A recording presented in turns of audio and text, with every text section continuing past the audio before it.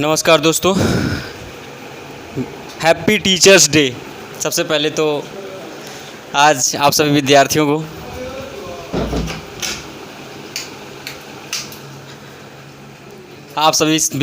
को सबसे पहले मैं शिव कुमार निषाद शिव कुमार निषाद चैनल की तरफ से आप सभी विद्यार्थियों को हैप्पी टीचर्स डे, और जो भी टीचर्स हमको भी पढ़ाए हैं उन सभी को हैप्पी टीचर्स डे। बहुत बहुत दोस्तों, टीचर्स डे एक ऐसा सुनहरा मौका होता है जिस दिन हर गुरु को हर एक उसका बच्चा याद करता है। यानी कि हम लोगों के पास शब्द की कमी है। सच में मानिए तो हम लोग कभी भी भूल नहीं सकते हैं। यानी हम लोग एक अंश भी नहीं अदा कर सकते हैं उन टीचरों की जिन टीचरों ने हमें कुछ पढ़ाया है। कह सकते हैं I have no words how to describe the love of our all teachers who study, मतलब जो भी टीचर हमको पढ़ाए हैं उन सब टीचरों की हम लोग कभी भी एक भी अंश, कह लीजिए एक अंश नहीं अदा कर सकते हैं। हम लोगों के भगवान हैं। माँ बाप के अलावा अगर कोई भगवान है इस धरती पे तो वो है हमारे गुरु। हालांकि मैं आज टीचर डे था इसीलिए मैं थोड़ा सा दो शब्द बोलना चाहा। हमारा जो लक्ष्य होना चाहिए वो लक्ष्य तो हमारा वही है कि जल्दी से कवर करके एक अचीवमेंट कर लें, किसी गवर्नमेंट जॉब को आपको भी दिलवाएं। तो इसलिए पढ़ाई को सबसे पहली प्रायोरिटी देंगे। तो टीचर डे पे जो बोलना था, ज़्यादा ना समय बिताते हुए बच्चों की सबसे ज़्यादा इंपॉर्टेंट है पढ़ाई। एक गुरु को सबसे ज़्यादा खुशी तब मिलती है जब उसका बच्चा सेलेक्ट हो करके आता है। इसीलिए पढ़ाई को सबसे पहली प्रायोरिटी देते हुए सेशन को आगे बढ़ाते हैं। सेशन पे ध्यान दीजिए, आज का सेशन बहुत ज़्यादा इम्पॉर्टेंट है और इस इम्पॉर्टेंट सेशन को ध्यान देते हुए आज हम पहुँचे हैं बहुत ही शानदार सेशन लेकर के आपके बीच में, जिसका नाम है मौलिक अधिकार। क्या नाम है? मौलिक अधिकार।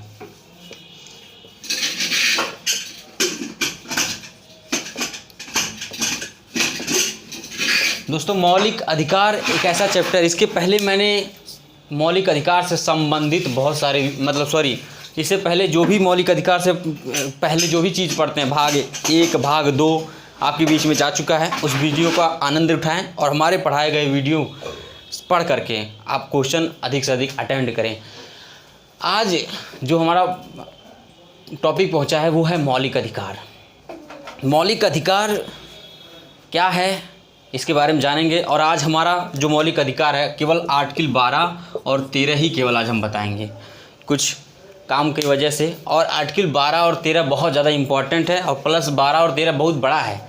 इस बड़ा होने के चक्कर में ही आज के वीडियो हम केवल 2 ही आर्टिकल बताएंगे, 12 और 13। इसके बाद सीधे से सारा चीज़ बता दूंगा, उसके बाद जो भी लेक्चर आएगा। लेकिन आज की वीडियो में केवल जान लीजिए, केवल आज की वीडियो में मैं 12 और 13 ही पढ़ाऊंगा, इसके अलावा और कुछ नहीं पढ़ाऊंगा। तो इसीलिए आइए मैं केवल 12-13 को पढ़ाऊंगा, समय कम है इसीलिए आगे बढ़ते हैं। मौलिक अधिकार की बात करते हैं, यानी फंडामेंटल राइट्स की बात करते हैं। मौलिक अधिकार हमारे संविधान में यानी कि भाग 3 में इसकी वर्णन किया गया है। भाग 3 में अनुच्छेद की अगर हम बात करें, हमारे अनुच्छेद की अगर हम बात करें तो अनुच्छेद आपको पता है 12 से लेकर के 35 तक है। कहाँ तक है? अब बात करते हैं हमारे, इसको क्या किस नाम से जाना जाता है? देखिए, इसे मैग्ना कार्टा के नाम से जाना जाता है। मैग्ना कार्टा भी कहा जाता है। क्या कहा जाता है? मैग्ना कार्टा भी कहा जाता है। ठीक है बाबू, इसे मैग्ना कार्टा कहा जाता है। दूसरी बात जान लेते हैं, अमेरिका के USA यानी कि यूनाइटेड स्टेट्स ऑफ अमेरिका के संविधान से लिया गया था और किस चीज़ से? बिल ऑफ राइट्स से लिया गया था। ठीक है, बिल ऑफ राइट से लिया गया था। आई बात समझ में बाबू? तो अमेरिका के बिल ऑफ राइट से मौलिक अधिकार लिया गया था। इतनी बातें आपने समझा। अब मैं आपसे बताना चाहता हूँ कि पूरे विश्व में सबसे पहले मौलिक अधिकार कैसे कैसे आया, थोड़ा सा हल्का सा प्रोसेस टेस्ट करेंगे। पूरे विश्व स्तर की दोस्तों अगर हम बात करते हैं तो पूरे विश्व स्तर पर सबसे पहले ब्रिटेन के सम्राट जॉन हुआ करते थे। सम्राट जॉन ने 1215 में ब्रिटेन के सम्राट जॉन, महाराजा सम्राट जॉन थे। और सम्राट जॉन से 1215 में ही वहाँ के ब्रिटेन के जो लोग थे ना, उन्होंने मांग कर ली थी कि भैया हमें हमारा मूल अधिकार हमें दीजिए। सम्राट जॉन से मांग कर लिए थे कि हमारा मूल अधिकार हमको प्रदान करिए। सोचिए, जब हम लोग अपने आज़ादी के बारे में नहीं सोच पा रहे थे उस समय, देखिए हम कितना पीछे थे, तभी ब्रिटेन के लोग कितना आगे सोच लिए हैं, अपना मूल अधिकार मांग लिए कि हमें मूल अधिकार हमको चाहिए। ऐसा कोई अधिकार हो जिसके दायरे में आप भी रहें, राजा भी एक अधिकार के दायरे में रहना चाहिए, नहीं कि राजा अपनी मर्जी से कुछ भी करे। उन्होंने कहा वहाँ के ब्रिटेन की जनता ने कि भैया अभी तक आप अपना काम कर रहे थे, एक ऐसा अधिकार दीजिए जिसके दायरे में आप भी रहें, उसके दायरे से आप बाहर आप भी नहीं जाएं। यानी कहीं ना कहीं अपने मूल अधिकार की बात कर ली थी 1215 में ब्रिटेन की जनता ने सम्राट जॉन से बात कर ली थी। किससे? सम्राट जॉन से बात कर ली थी। सम्राट जॉन जो थे, सम्राट जॉन, ठीक है, तो सम्राट जॉन जो थे, सम्राट जॉन है ना, तो सम्राट जॉन से उन्होंने बात कर ली थी। और तो सम्राट जॉन ने ही 1215 में उनके ब्रिटेन के लोगों को अधिकार दिया था, अधिकार, एक अधिकार पत्र जारी किया था। उसी पत्र को हम मैग्ना कार्टा कहते हैं। क्या बोलते हैं? Magna Carta. क्या बोलते हैं? Magna Carta. बाबू, मैग्ना कार्टा का मतलब जानते हैं क्या होता है? मैग्ना कार्टा का मतलब होता है समझौता। यानी कि मैग्ना कार्टा एक प्रकार का अधिकार था। मैग्ना कार्टा का मतलब अधिकार समझिए, जैसे हम हर देश की लैंग्वेज अलग अलग होती है ना, तो उसी तरह से वहाँ पे मैग्ना कार्टा इसको बोला गया, जो अधिकार दिया गया। तो मैग्ना कार्टा आपसे पूछा जाएगा कि मैग्ना कार्टा किस भाग को कहा जाता है, तो बता देंगे कि भाग 3 को कहा जाता है। हाँ देखिए कैसे याद करेंगे, आई देखो ऐसा ना, ए रहता जी, ऐसा रहता है, इसको ऐसे मिटा देंगे, कौन सा भाग बना? 3, तो ऐसे नहीं याद हो जाएगा। देखिए ए है ना, ए में ऐसे लकीर ये मिटा दीजिए तो 3 बन जाएगा ना, तो कौन से भाग में है ये? 3, ठीक है। तो भाग 3 में क्या है? मौलिक अधिकार है। बस हो गया। अनुच्छेद 12 से 35 तक है, ठीक है, 1-2 बार देखेंगे ऐसे याद हो जाएगा। मैग्ना कार्टा कहा जाता है इस भाग को। किस देश के संविधान से लिया गया है बाबू? यूएसए के संविधान से, बिल ऑफ राइट्स से लिया गया यूएसए के 1215 में। ये सब उतना नहीं पूछा जाता है, ऐसे हल्के में जानकारी भी बस बता दिया। जो भी बच्चे पीसीएस के बच्चे हैं वो इसको सीरियस ले सकते हैं, यानी कि इसको पढ़ते हुए अंदर जाएंगे तो फ़ायदा होगा, मेंस वगैरह के लिए ज़्यादा ज़रूरी है। तो आइए चलते हैं। तो मैग्ना कार्टा के माध्यम से वहाँ पे हुआ, फिर ब्रिटेन में क्रांति हुई थी, है ना। अब ब्रिटेन में क्रांति के माध्यम से ब्रिटेन ने स्वीकारा। अभी ये सब बात पीसेस की दृष्टि से इम्पोर्टेंट, इसीलिए ज़्यादा इम्पोर्टेंट नहीं मैं कर रहा हूँ उसको डिस्कशन कि ब्रिटेन में कब क्रांति हुई, या आप पढ़ लीजिएगा। ब्रिटेन में क्रांति हुई, ब्रिटेन ने स्वीकारा। अमेरिका में क्रांति हुई थी तो अमेरिका ने स्वीकारा। इस तरह से फ्रांस में क्रांति हुई, फ्रांस ने स्वीकारा। हमारे भारत में कैसे हुआ ये थोड़ा सा पूछा जा सकता है, तो इसलिए ये बात बता देते हैं आपको। कम समय के अभाव के कारण मैं थोड़ी स्पीड ज़्यादा है, जिन बच्चों को लगे कि स्पीड ज़्यादा है वो कमेंट करके बता सकते हैं, अगले वीडियो में स्पीड थोड़ी कम कर दी जाएगी। लेकिन मुझे लगता है स्पीड सही है, इसीलिए मैं अपने हिसाब से पढ़ा रहा हूँ। तो हमारे भारत में सबसे पहले जो एनी बेसेंट थी, भारत की अगर हम बात करें भारत की, तो सबसे पहले एनी बेसेंट थी। क्या थी? एनी बेसेंट, ठीक है बाबू। तो एनी बेसेंट ने क्या किया था? सबसे पहले मूल अधिकारों की मांग की थी, है ना। तो सबसे पहले एनी बेसेंट ने मूल अधिकारों की मांग की। उसके बाद बाबू आए एक मोतीलाल नेहरू थे, मोतीलाल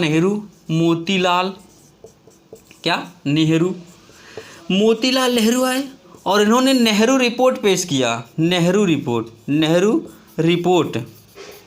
तो मोतीलाल नेहरू ने नेहरू रिपोर्ट पेश किया और रिपोर्ट के माध्यम से इन्होंने मूल अधिकार की मांग की थी। लेकिन कौन सुनता है? आगे बढ़िए। उसके बाद कांग्रेस का कराची अधिवेशन हुआ, आपको पता होगा। कांग्रेस का कराची हुआ, अधिवेशन हुआ। कांग्रेस का कराची अधिवेशन हुआ, 1930, ठीक है। तो कांग्रेस का जब कराची अधिवेशन हुआ बाबू, तो उस समय अध्यक्ष हुआ करते थे बाबू, बता देंगे कि उस समय सरदार वल्लभ भाई पटेल जो थे, सरदार वल्लभ भाई पटेल जो थे, है ना, पटेल, ठीक है। क्या बता देंगे? सरदार वल्लभ भाई पटेल। तो बाबू जो सरदार वल्लभ भाई पटेल हैं, यानी जो सरदार वल्लभ भाई पटेल थे, वो कराची अधिवेशन के क्या थे? कराची अधिवेशन के अध्यक्ष हुआ करते। तो इन्होंने इस अधिवेशन के माध्यम से भी इन्होंने क्या किया था? मूल अधिकारों की मांग की थी। मूल अधिकारों की क्या की थी? मांग की थी, ठीक है। तो इस तरह से मूल अधिकारों की इन्होंने मांग की थी कराची में जब अधिवेशन हुआ तो उसकी तरफ से। तो किस तरह से आया आपने जल्दी से देखा, हमारे भारत में मूल अधिकार किस तरह से आए।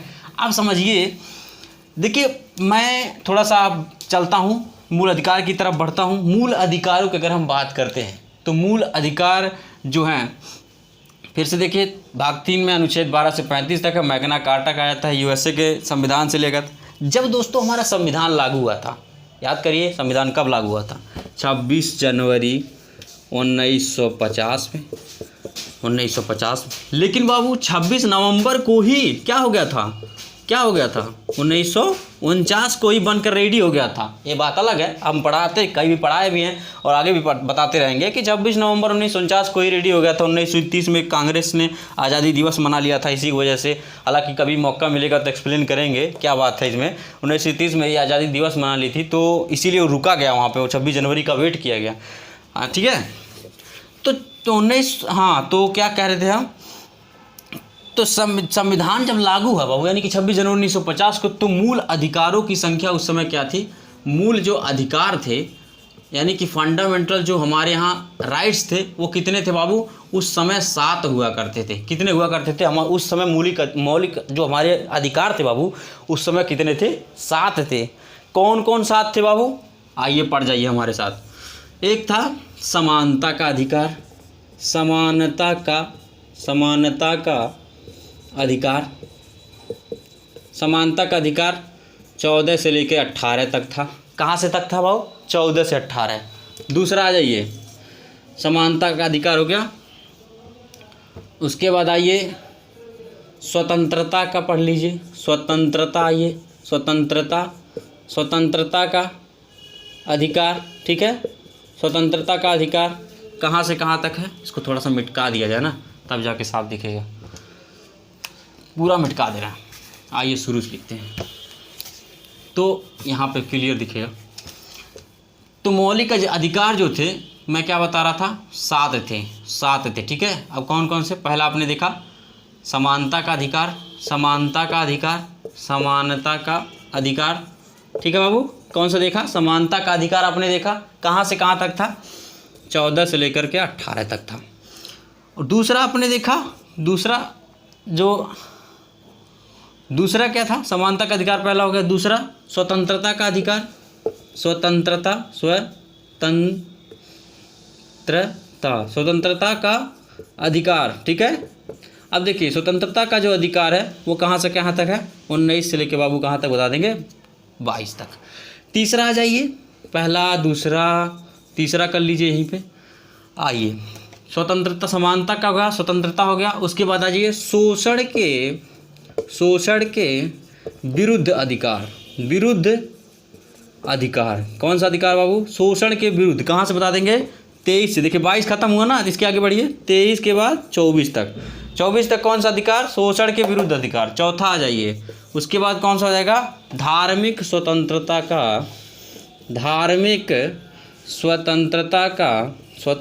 का अधिकार।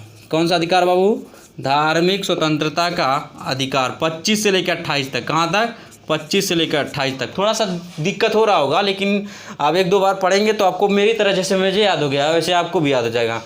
तो 5वां आइए, हमारे साथ दोहराते रहिए। 29 से 30 यानी कि शिक्षा एवं संस्कृति का अधिकार, शिक्षा एवं संस्कृति का अधिकार, संस्कृति का अधिकार। कौन सा अधिकार, शिक्षा एवं संस्कृति का अधिकार 29 से लेकर के 30 तक है। अब आ जाइए, 6वां क्या था बाबू, संपत्ति का अधिकार, 6वां क्या था, संपत्ति का अधिकार। ये क्या था, 31 में था।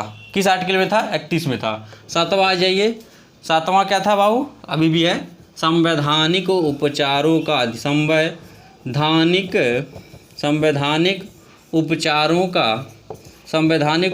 का अधिकार। कौन सा अधिकार बाबू, संवैधानिक उपचारों का आर्टिकल 32 में। दोस्तों इसी को डॉक्टर भीमराव अम्बेडकर ने कहा, एक बार डॉक्टर भीमराव अम्बेडकर से पूछा गया कि बताइए कौन सा आर्टिकल सबसे अच्छा है, तो डॉक्टर भीमराव अम्बेडकर ने कहा अगर मुझसे पूछा जाए ना कि कौन सा आर्टिकल अच्छा है तो मैं आर्टिकल 32 के अलावा किसी आर्टिकल का नाम ही नहीं लूँगा।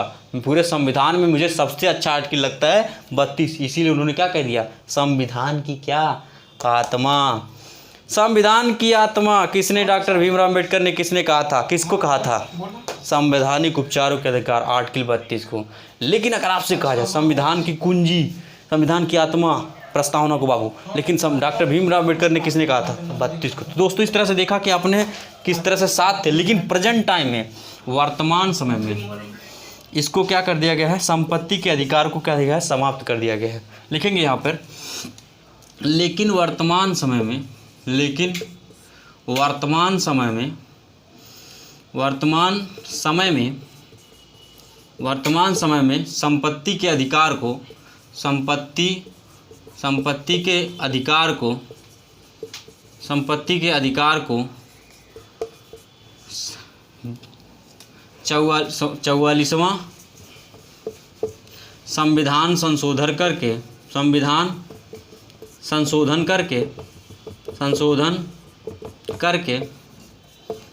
यानी 1978 में 44वां संविधान संशोधन 1978 करके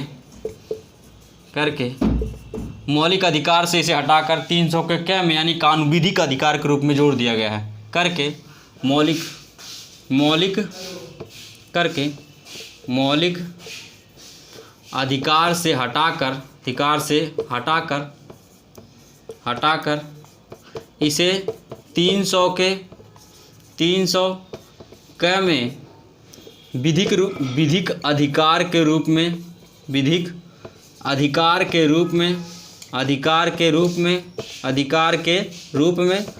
जोड़ दिया गया है,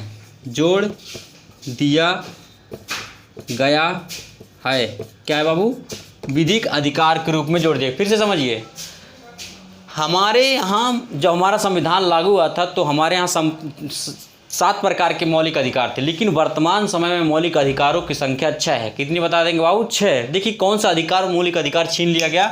संपत्ति का जो अधिकार था बाबू, जो कि आर्टिकल 31 में था, उस संपत्ति के अधिकार को 44वां अमेंडमेंट करके 1978 में 300 के क में रख दिया गया। कौन सी, कहाँ रख दिया गया? 300 के क में। अब आप मुझे ये बताएंगे कि 44वां अमेंडमेंट हुआ था 1978 में, तो उस समय प्रधानमंत्री कौन था, ये आप बताएंगे। ठीक है, तो प्रधानमंत्री कौन था ये आप बताएंगे 44वां अमेंडमेंट के समय। तो धड़ल्ले से कवर करते हैं, इतना सारा बैकअप एक बार जल्दी से रिवीजन कर लेते हैं। मौलिक अधिकारों की संख्या जब हमारा संविधान लागू हुआ था उस समय 6 थे। कौन था? समानता का अधिकार 14 से 18 तक, स्वतंत्रता का अधिकार 19 से 22 तक, शोषण के विरुद्ध अधिकार 23 से 24 तक, धार्मिक स्वतंत्रता का अधिकार 25 से 28 तक, शिक्षा एवं संस्कृति का अधिकार 29 से 30 तक, संपत्ति का अधिकार 31 में है, था उस समय, अभी नहीं है बाबू। संपत्ति का अधिकार 44वां अमेंडमेंट करके 1978 में संपत्ति के अधिकार को 300 के क में रख दिया गया, आर्टिकल अनुच्छेद 300 के क में रख दिया गया, जो कि विधिक अधिकार या कानूनी अधिकार के रूप में जाना जाता है। अब हमारा संपत्ति मौलिक अधिकार नहीं है, विधिक अधिकार के रूप में। 7वां संवैधानिक उपचारों का अधिकार, संविधान की आत्मा, डॉक्टर भीमराव अम्बेडकर ने भी कहा था।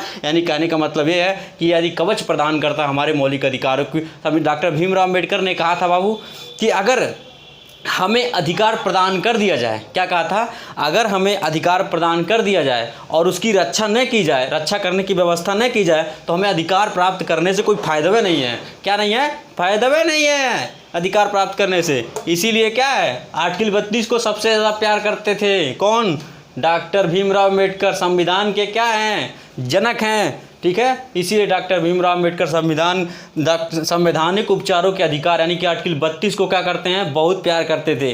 ठीक है, तो आइए, आपने इतना धड़ल्ले से देखा, इतना कवर किया। देखिए दोस्तों, मेरा मानना है मैं फर्जी नॉलेज नहीं, आपका एक एक मिनट बहुत कीमती है, इसलिए मैं हर एक मिनट को बात ज़्यादा करने से बेहतर हर एक क्वेश्चन को जल्दी जल्दी बताता हूँ ताकि आपका कवर होते चले जाए।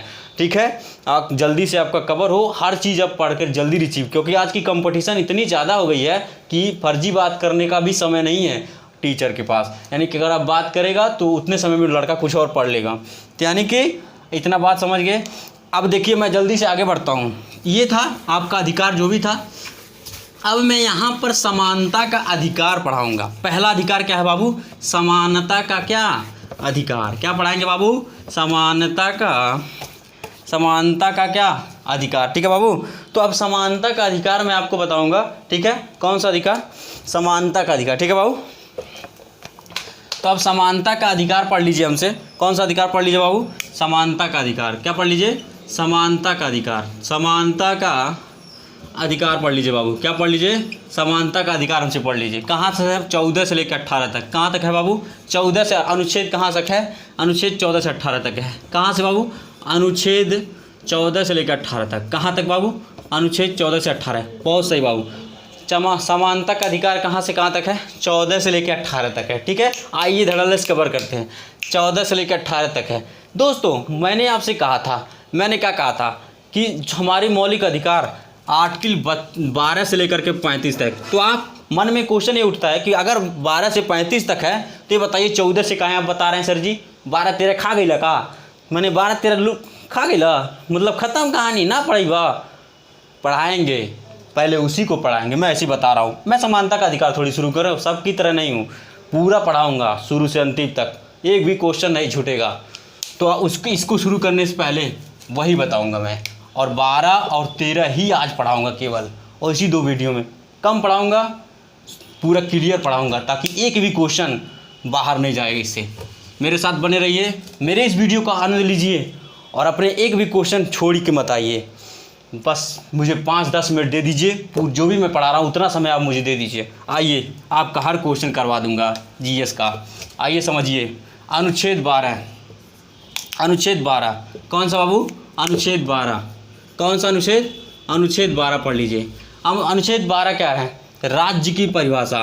क्या है बाबू, राज्य की परिभाषा, राज्य की परिभाषा क्या है बाबू, राज्य की परिभाषा। The definition of the state, क्या कहता है, the definition of the state. दोस्तों एक बात आपको बताना चाहता हूँ प्रिय विद्यार्थियों, ये जो अनुच्छेद 12 है इसका उल्लेख ये भाग 3 में है, आपको पता है। एक बात आपसे, अच्छा ठीक है, अभी मैं इसको पढ़ा लूँ फिर करता हूँ क्वेश्चन। यहाँ पे मुझे शुरू में ही आपसे एक क्वेश्चन पूछना चाहिए था कि हमारा जो, चलिए उसको पहले बता देते हैं फिर इसको बताते हैं। हमारा जब संविधान लागू हो रहा था तो संवैधानिक सलाहकार कौन थे, सर BN राव थे। तो सर BN राव ने कहा, देखिए भाई हमारे यहाँ अधिकार 2 तरह के होने चाहिए। क्या होने चाहिए बाबू, 2 तरह के अधिकार होने चाहिए हमारे यहाँ। कैसे कैसे अधिकार बाबू, एक परिवर्तनी हो, कैसे हो, प्रवर्तनी, प्रवर्तनी, प्रवर्तनी हो, और एक क्या हो, अपरिवर्तनी, अपरिवर्तनी। कैसी बाबू, अपरिवर्तनी, कैसी हो, परिवर्तनी,